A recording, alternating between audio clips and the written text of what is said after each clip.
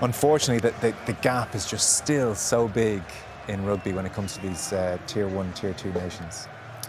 Yeah, certainly, and I think it comes down to them just not having enough rugby. You know, you saw Italy, Uruguay earlier in the week. You know, they'd racked up a 10-point lead at half-time, and they just didn't have the control to be able to close out a lead like that.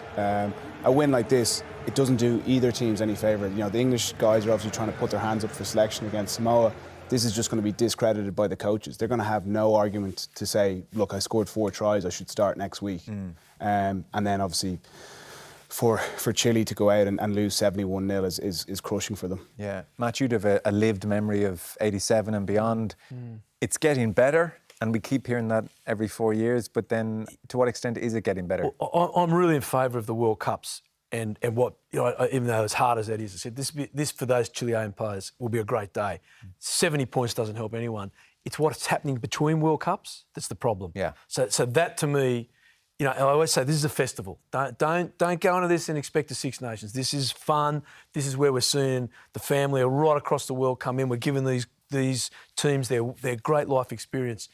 It's what we're doing between them that really needs to change. We need these teams like Chile to play Tier 1 teams once a year. Once you know, they need to come into that and then play the other Tier 2 teams maybe 4 or 5 times a year. So Australians and Irish teams would play 10, 12 tests a year. We need to get the same thing for the Tier 2 guys. Not all against the Tier 1s because they just get smacked, but, you know, 2 or 3 a year because if you don't play up, you don't get better. And is that viable?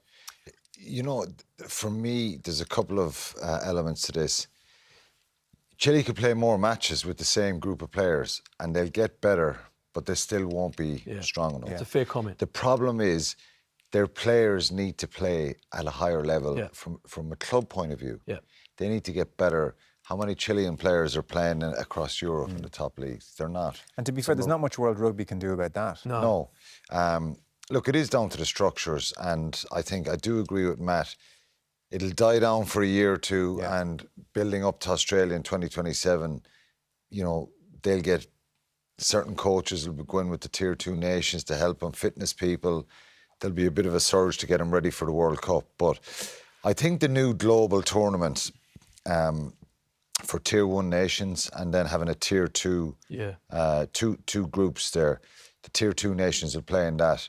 We think it'll be the Sanzar Six Nations teams plus Fiji, Japan. That's what's been mooted in the top group, and then all the other Tier 2 nations.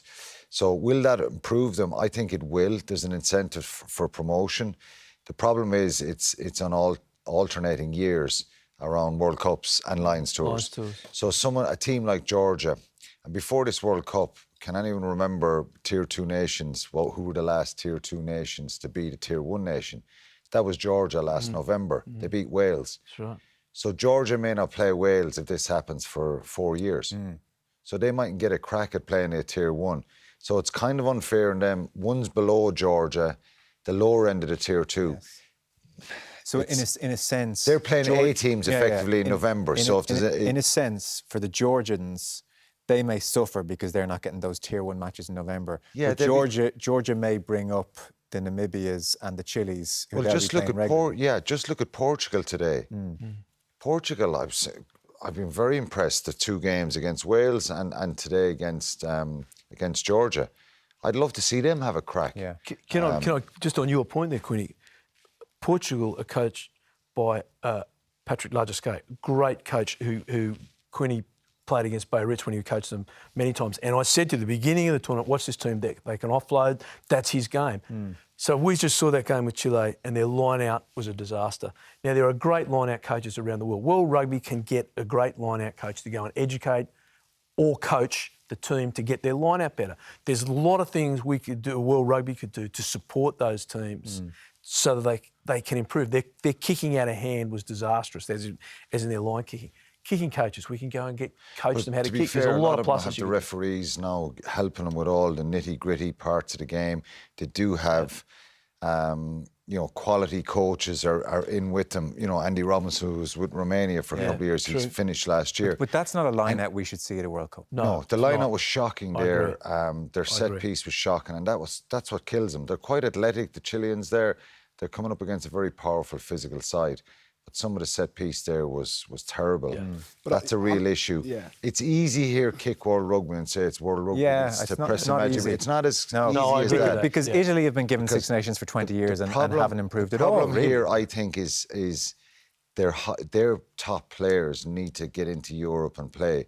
Like if there's, so they're playing in Super Rugby Americas in South America against Brazilian, Argentina 15, Chile, Uruguay. They're competitive and they're brilliant matches against them and they score brilliant tries. Chile had that wonderful try last year. But their players need, a lot of them are playing in the league in America, MLR. the MLR at the moment. But that's, we need level, him. We yeah. need him in the Ian, give URC. us We need him in Europe. course We do. need him in And that France. World Rugby can't insist you take several Chilean players. Give us a final word on all this. No, look, you can see the positive elements of the game. Their ability to keep the ball alive. Where they fall down is just they haven't played enough games. Yeah. You know. Some of the decisions were curious even when the scrum was faltering. Instead of a tap and go, back to the scrum. There's that no kind of stuff. game management there. Yeah. And like when I was coming out of school, I was playing 30, 35 games a year for the first few years. And I needed to play those games and make mistakes. There's only so much you can learn from training and playing against each other. You know, you need to get out there, be tested against good opposition, learn from the preview of games. Yeah. And they're just not getting that. They're only playing 4 or 5 games a year. So it's I simply think not enough. Namibia have played about 8 games in the last 3-4 years. So I mean, How can you learn from It's that? not enough. Yeah, it's not.